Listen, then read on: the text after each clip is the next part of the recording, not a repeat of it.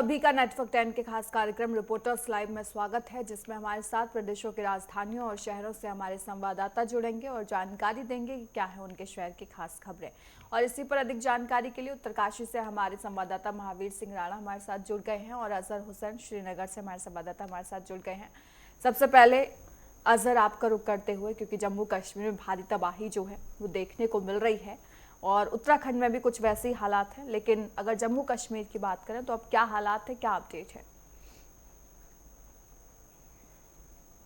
लगातार जो भीषण बारिशों की वजह से हालांकि लोगों को उससे राहत राहत की सांस मिली थी, लेकिन उसके बाद में जो जलभराव की स्थिति लगातार पहले जम्मू में, फिर उसके बाद में श्रीनगर के काफी सारे इलाकों में अभी भी पानी भरा हुआ है और अनंतनाग, पुलवामा, ओमतीपोरा, इसी तरीके से मेन सिटी श्रीनगर में भी अभी भी जो है जलभराव की स्थिति लगातार जारी है। कई एक इलाकों में हालांकि कहा गया था कि बारिशें फिर से होगी, लेकिन आज सुबह फिर से जो है कई एक इलाकों में बूंदाबांदी फिर से शुरू हुई है। और इसी बीच जो है श्रीनगर के सिविल सेक्रेटरीट में आज जो है चीफ मिनिस्टर उमर अब्दुल्ला ने एक अहम बैठक बुलाई है, जिसमें कैबिनेट मिनिस्टर और उसके साथ साथ जो एसडीआरएफ, एनडीआरएफ के जो टॉप ऑफिशियल्स है वो इस मीटिंग में हिस्सा लेंगे और कहीं ना कहीं रिलीफ पैकेज के हवाले से भी रणनीति बनाई जाएगी और साथ ही साथ ये तखमीना लगाया जाएगा कि कितना नुकसान हुआ है, क्योंकि रिसेंटली चीफ मिनिस्टर खुद भी उन इलाकों का दौरा किया जहां पे ये फ्लड सिचुएशन हुई थी या जहां पे जाने चली गई थी, और उसके बाद में भी गृह मंत्री ने भी पूरे इलाके का निरीक्षण किया और उसके बाद में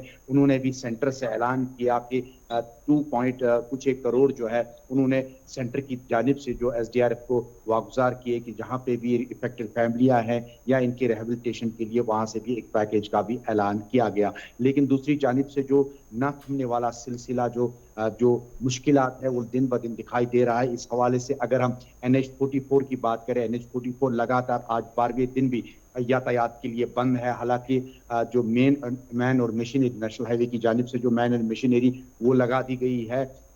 इसी बीच कल हमने देखा कि नासिक के करीब जो फंसे हुए यात्री थे, तकरीबन 50 के यात्री करीब, जो 50 के करीब जो यात्री थे उनको वहां से रेस्क्यू किया गया और उनको वहां से फिर बटोत की तरफ जो है वहां से निकाल के बटोत की तरफ जाने दिया गया।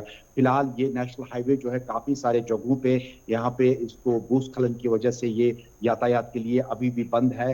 और जो है जो गाड़ियां हैं तकरीबन जो 3000 के करीब जो गाड़ियां हैं वो फंसी हुई है, जिसमें माल बर्दार गाड़ियां हैं और पर्टिकुलरली उनमें सेब भरे पड़े हैं, क्योंकि सेब की जो लाइफ है बहुत कम देखने को मिल रही है। इससे ये आशंका लगाई जा रही है और किसान भी तशवीश में है कि सेब जो है जो पिछले 10 दिनों से इस रास्ते में फंसी हुई है कि कहीं ना कहीं ये सेब भी खराब हो सकता है।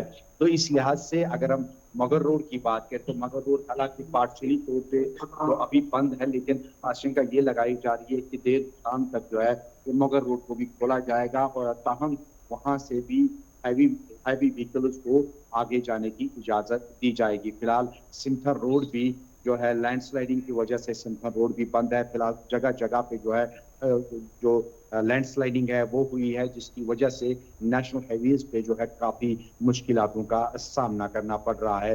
दूसरी जानिब से अगर हम एक और खबर की बात करें कि ईद मिलादुन नबी जो है आज उसकी शब बारात है, आज शब है और कल जो है जुलूस बरामद होंगे और सबसे बड़ी जो तकरीब है वो दरगाह हजरत बल श्रीनगर में मुनक्किद होगी और जिसमें ये भी आशंका लगाई जा रही है कि लाखों की संख्या में जी। जो इसमें लोग हैं वो शामिल होंगे और कल जो है एक जुलूस भी बरामद किया जाएगा और कई एक रूट्स को, श्रीनगर के जो मेन रूट्स है उनको डाइवर्ट भी किया गया है। सिक्योरिटी और तमाम तर जो इंतजाम है वो किए गए हैं। जगह जगह पे जो सिक्योरिटी फोर्सेस की एक्स्ट्रा नफरी है उनको तैनात किया गया है। पूरा ऐसा तरीके से ये ईद मिलादुन नबी मनाने के लिए सिक्योरिटी फोर्सेस जगह जगह पे तैनात किए गए हैं।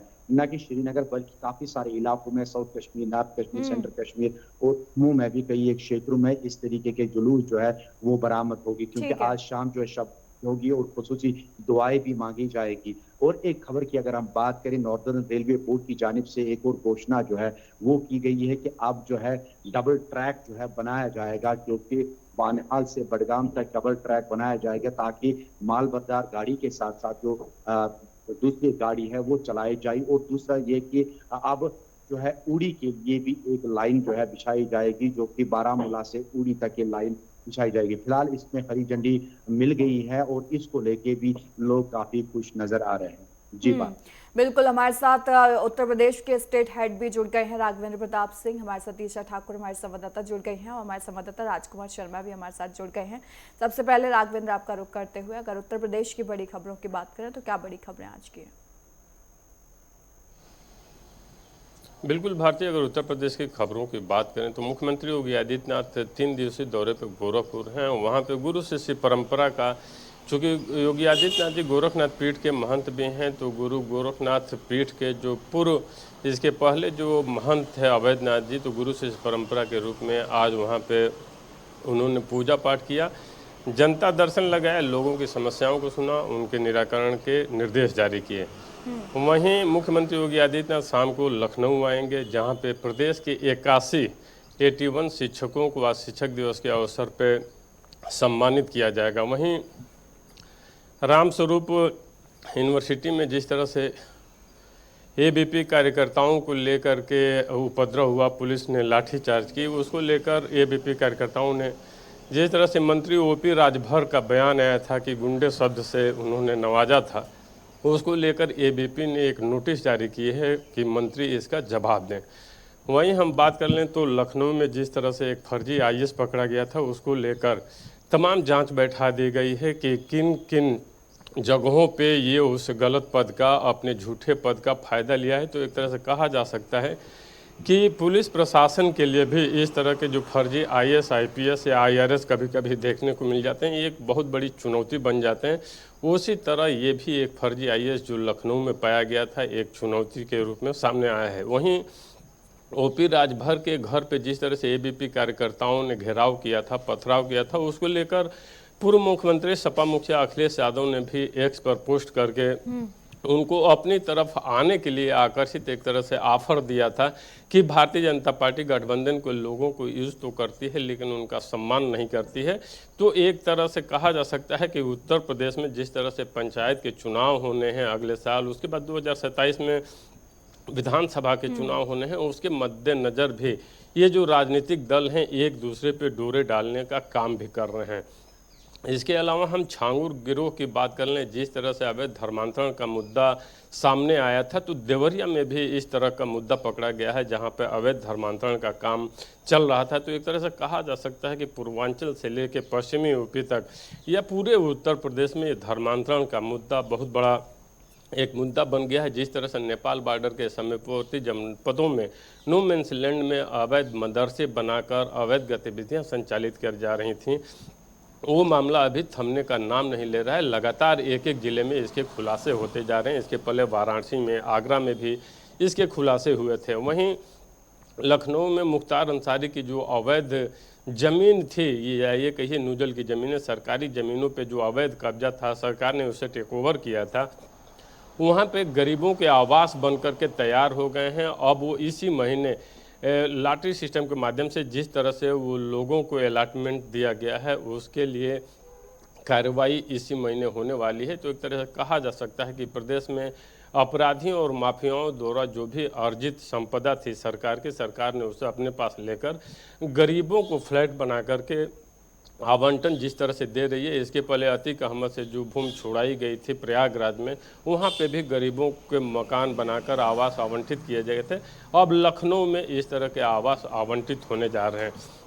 राजनीतिक गलियारे की बात कर लें तो चाहे कांग्रेस हो या बसपा हो या समाजवादी पार्टी हो या फिर भारतीय जनता पार्टी हो, राजनीतिक दल पंचायत चुनावों को ध्यान में रखते हुए अपने अपने जातीय एजेंडे को, अपने अपने विकास की बातों को लेकर के अभी से गांवों की तरफ उनके कार्यकर्ता दिखाई दे रहे हैं। तो एक तरह से कहा जा सकता है कि चूंकि विधानसभा चुनाव के पहले का ये जो एक सेमीफाइनल माना जा रहा है पंचायत चुनाव, उस पंचायत चुनाव के लिए सारे राजनीतिक दल अपनी अपनी कमर कस चुके हैं। जी भारती, बिल्कुल। और सेमीफाइनल का कितना महत्व होता है ये तो राघवेंद्र, हमने उत्तराखंड के चुनावों में भी देख लिया था। सेमीफाइनल से फाइनल की जीत जो है वो कहीं ना कहीं तय होती नजर आती है। हमारे साथ ईशा भी जुड़ी हुई हैं और राजकुमार शर्मा भी हापुड़ से जुड़े हुए हैं। लेकिन ईशा, पंजाब में देखिए भारी तबाही देखने को मिल रही है। पंजाब और हरियाणा की अगर मैं बड़ी खबरों की बात करें तो क्या बड़ी खबरें आज की?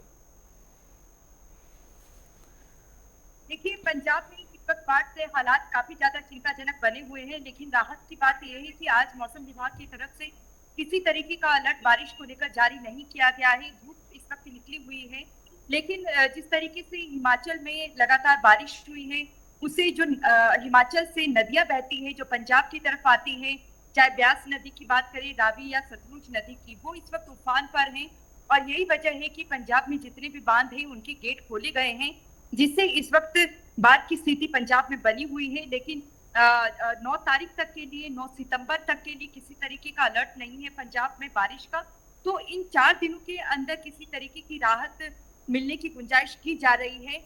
और आज देखिए पंजाब के मुख्यमंत्री भगवंत मान की तरफ से शाम 4 बजे कैबिनेट की अहम बैठक चंडीगढ़ में बुलाई गई है। मुख्यमंत्री आवास में बैठक होगी और इस एक समीक्षा की जाएगी कि राहत और बचाव कार्य जो किया जा रहा है उसमें किस तरीके से तेजी ला सके, और केंद्र सरकार को जो रिपोर्ट भी दी है फंड को लेकर, उसे किस तरीके से आगे बढ़ाया जाए। तो 4 बजे बैठक होगी जिसमें आगे की रणनीति जो सरकार है वो तय भी करेगी। और राज्य सरकार की तरफ से पहले ही पंजाब को आपात राज्य घोषित कर दिया गया है और आपातग्रस्त राज्य घोषित कर दिया गया है। और साथ में ही और आज देखिए इसको लेकर राजनीति भी अभी अपने चरम पर है। बीते कल केंद्रीय कृषि मंत्री शिवराज सिंह चौहान यहाँ पर दौरा करके गए हैं, गुरदासपुर, कपूरथला, और साथ ही कपूरथला में सुल्तान लोधी भी वो गए थे, पठानकोट भी वो गए, और ऐसे में अमृतसर का भी उन्होंने दौरा किया, किसानों से मुलाकात की।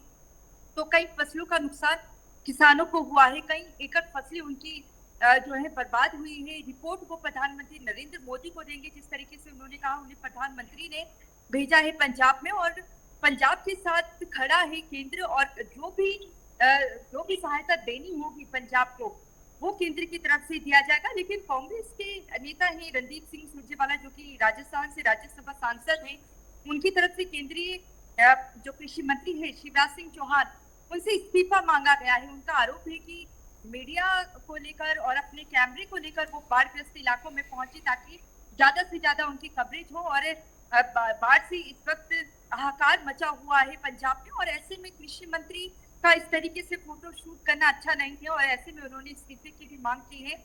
देखिए राजनीति देखिए अपने चरम पर है। दूसरी तरफ पड़ोसी राज्य हरियाणा की बात करें तो हरियाणा की सारी नदियां इस वक्त बिल्कुल अपने उफान पर है। यमुना, गगर, मारकंडा नदी की बात करें तो इस वक्त पूरे उफान पर चल रही है। हथनीकुंड बैराज से लगातार 5 दिनों से पानी छोड़ा जा रहा है, जिससे बाढ़ की स्थिति कहीं ना कहीं राजधानी दिल्ली में बनी हुई है।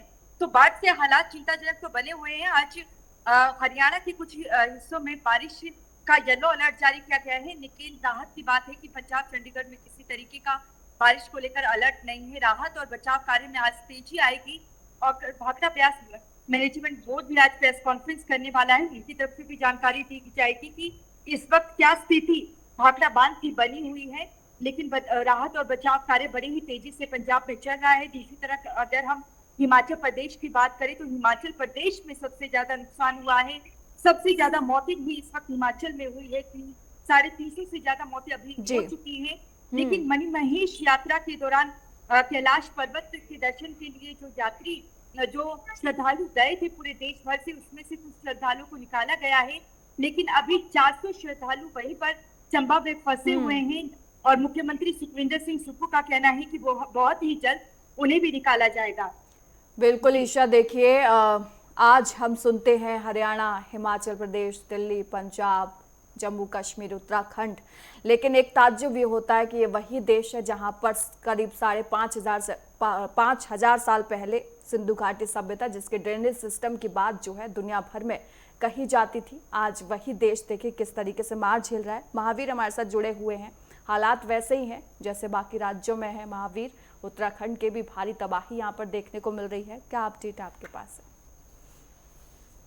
बिल्कुल भारती, जिस तरह पूरे देश में जो है समय जो है बारिश ने हाहाकार मचा रखा है। पूरे जो है कहीं बाढ़ आ रही है तो कहीं इस समय पहाड़ों में भी अगर बात करेंगे तो इस वक्त लगातार जो है पिछले जो है दिनों हमने देखा कि लगातार जो है बारिश ने जो है यहाँ पे तबाही मचाई है। पहाड़ टूटे हैं, लोगों के घर मकानों दरारें पड़ी है, जो खेत खलिहान पूरी तरह से बह चुके थे। उसी तरह के मैं आज की बात करूँ तो आज सुबह सुबह जो है सूर्य देव ने थोड़ा दर्शन तो दिए थे, मगर इस वक्त पूरी तरह जो है बादल फिर से आ चुके हैं। और इस समय बता दो गंगोत्री यमुनोत्री राष्ट्रीय राजमार्ग फिर भी बाधित है, पटवाड़ी के पास पास जो है भटवाड़ी के पास कल रात को फिर से भूधसाव हो गया था, उसके कारण जो है गंगोत्री राष्ट्रीय राजमार्ग फिर से बंद हो चुका है। उसी तरह जो सबसे ज्यादा अति संवेदनशील माना जा रहा है वो धरासू बैंड माना जाता है, क्योंकि धरासू बैंड एक ऐसी जगह है जहां से यमुनोत्री और गंगोत्री दोनों की यात्रा की जाती है। जब ऋषिकेश से आते हैं तो कुछ लोग पहले यमुनोत्री जाते हैं, उसके बाद केदारनाथ आते हैं, तो धरासू बैंड पड़ता है, तो वहां पे सबसे ज्यादा अति संवेदनशील क्षेत्र बना हुआ है। लगातार वहां पे भूधसाव हो रहा है, उसके कारण जो है कई बार जो है वहां पे बड़े बड़े बॉर्डर पत्थर गिरने को देखने को मिल रहे हैं। तो इसलिए जिलाधिकारी ने वहां पे एक बात की है, उन्होंने कहा है कि उसके लिए एक वैकल्पिक मार्ग की व्यवस्था की जाएगी, जिसके लिए जो है लमगो होते हुए जो है टिहरी होते हुए जो है ऋषिकेश जा सकता है आदमी। तो उसके लिए उन्होंने उत्तरकाशी के जिलाधिकारी ने टिहरी के जिलाधिकारी को पत्र लिखा है, उसमें कहा गया है कि जो लमगो मोटर मार्ग है उसके जो है जहाँ पे अति संवेदनशील जिला क्षेत्र है,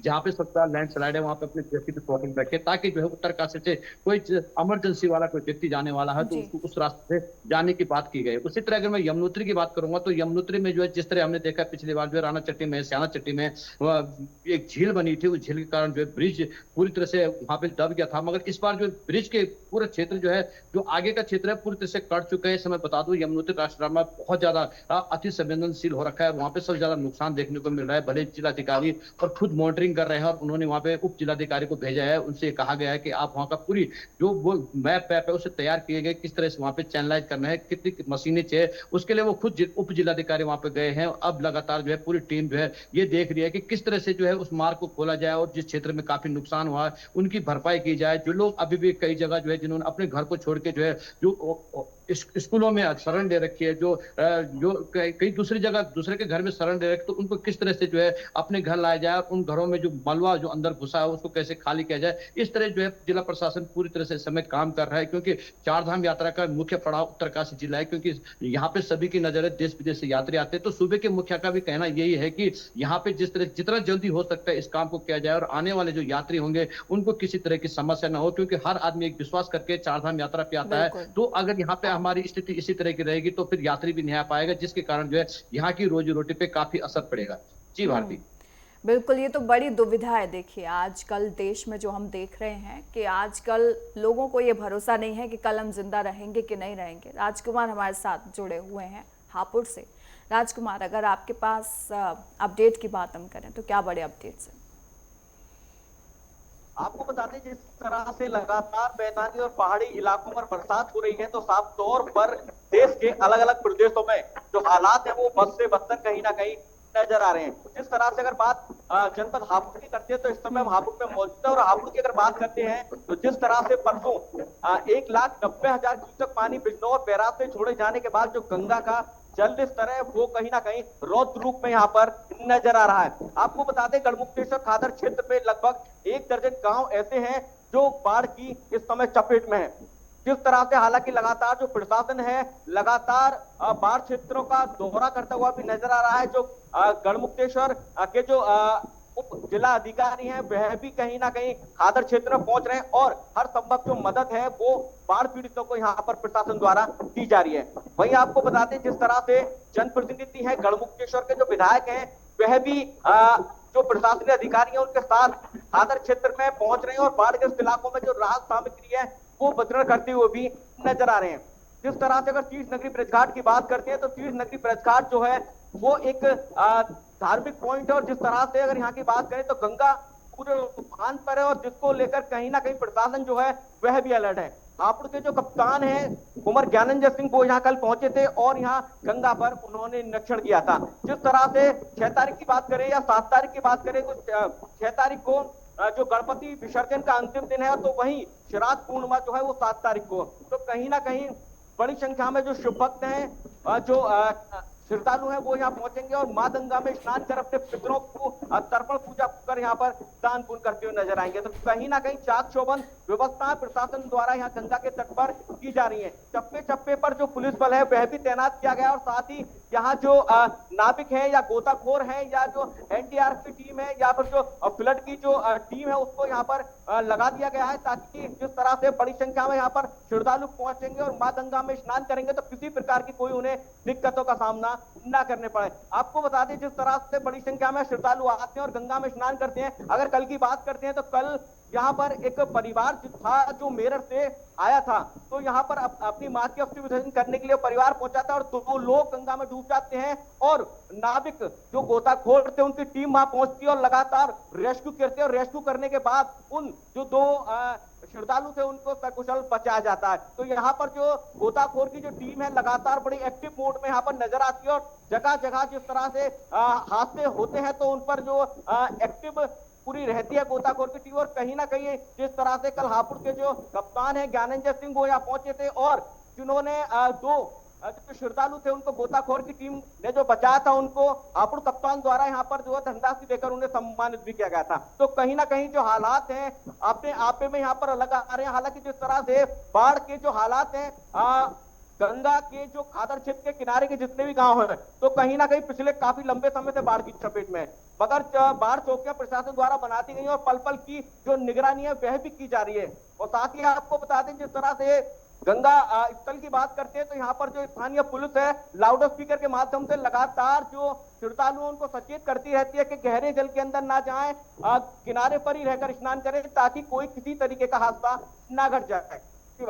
बिल्कुल, देखिए लगातार तबाही जो है वो नजर आ रही है। राघवेंद्र, अगर बात करें सियासत की, क्योंकि देखिए मानसून पर तो हम बात कर ही रहे हैं, सियासत आपने कहा कि पंचायत चुनावों को लेकर भी बड़ी कोर कसर जो है वो नहीं छोड़ी जा रही है किसी भी दल की तरफ से, चाहे वो छोटे दल हो या बड़े दल हो। इस तरीके से अगर चलता रहा तो विधानसभा चुनावों को आप किस तरीके से देख रहे हैं फिर? बिल्कुल भारतीय, चूंकि उत्तर प्रदेश देश का सबसे बड़ा राज्य है, यहाँ सर्वाधिक सीटें विधानसभा की हैं। इतना ही नहीं, कहा जाता है कि उत्तर प्रदेश ही दिल्ली का रास्ता भी तय करता है। अगर हम धरातल की बात करें तो जिस तरह से पिछले 8.5 सालों में सीएम योगी आदित्यनाथ ने लॉ एंड ऑर्डर पे, महिला सुरक्षा पे या प्रदेश की अर्थव्यवस्था को 1 ट्रिलियन बनाने की तरफ जिस तरह का काम किया है उसको देखकर ये लगता है कि लोग आज भी सीएम योगी आदित्यनाथ की नीतियों के साथ हैं। लेकिन जिस तरह से अखिलेश यादव द्वारा पीडीए को लेकर के आगे बढ़े हैं, जिस तरह से अखिलेश यादव, उसको देखकर लगता है कि लोकसभा चुनाव में जिस तरह से उनको एक तरह से ज़्यादा सीटें मिली थी तो हो सकता है कि विधानसभा चुनाव में भी कुछ फ़ायदा मिले। लेकिन उत्तर प्रदेश के हालात की बात करें, लोगों की बात करें तो आज भी वो सीएम योगी आदित्यनाथ की नीतियों के साथ दिखाई दे रहे हैं, क्योंकि तमाम रणनीतियां जो है वो बनाई जा रही हैं तमाम पार्टियों की तरफ से। अजहर, आपके पास आते हुए, क्योंकि देखिए जम्मू कश्मीर में हमने मौसम पर अपडेट ले लिया है, स्टेटहुड का भी एक मुद्दा चल रहा था, अब भी किस तरीके का माहौल आप देख रहे हैं? छोटा सा कमेंट। हम देख रहे हैं कि सियासत हो रही है, क्योंकि जिस तरीके से हमने देखा कि कांग्रेस की जानिब से हमारी रियासत हमारे हक के जरिए जो है कुछ एक प्रदर्शन भी किए गए थे, जो प्रदर्शन जो है जंतर मंतर पे भी किया गया था और उसके बाद में नेशनल कॉन्फ्रेंस की जानिब से भी इस पे जो है ये कहा गया था कि अब वो घर घर जाके वो हैशटैग जो है सिग्नेचर कैंपेन करेंगे और स्टेट को वापस देंगे, क्योंकि इस हवाले से भी आज जो अहम बैठक होने जा रही है चीफ मिनिस्टर उमर अब्दुल्ला की जानिब से, जिसमें कैबिनेट मिनिस्टर है। हालांकि इसमें और स्टेटहुड के हवाले से कोई बात नहीं होगी, लेकिन ये जो मीटिंग है ये अहम इसलिए है क्योंकि इसमें जो भी जो सैलाबी सूरत हाल से जिस तरीके से नुकसान हुआ है पर्टिकुलरली जम्मू में, और इस हवाले से इसमें खुसूसी जो मीटिंग है। बिल्कुल, स्टेटहुड का जो मुद्दा है अब दूसरे पायदान पर आ गया है। पहले पायदान पर मौसम जो है मानसून की मार बनी हुई है। आप सभी का बहुत बहुत धन्यवाद।